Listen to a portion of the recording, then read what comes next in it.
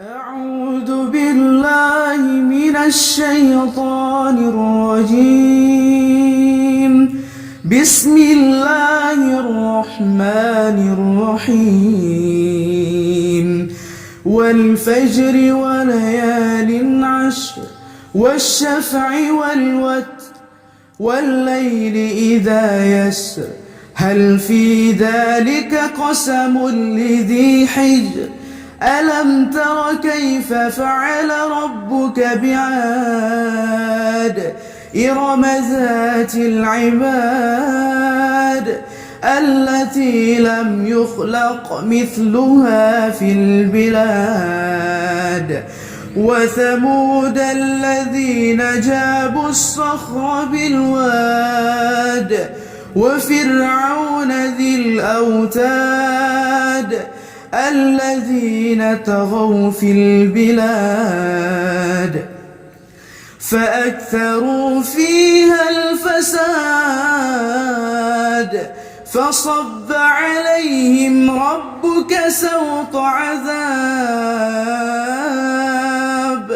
إن ربك لبالمرصاد فأما الإنسان إذا ما ابتلاه ربه فأكرمه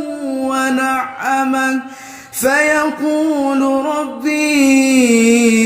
أكرمن وأما إذا ما ابتلاه فقدر عليه رزقه فيقول ربي أهانن كلا بل لا تكرمون اليتيم ولا تحاضون على طعام المسكين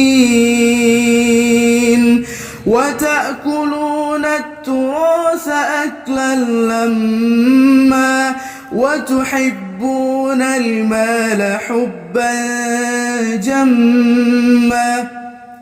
كلا إذا دكت الأرض دكا دكا وجاء ربك والملك صفا صفا وجيء يومئذ بجهنم يومئذ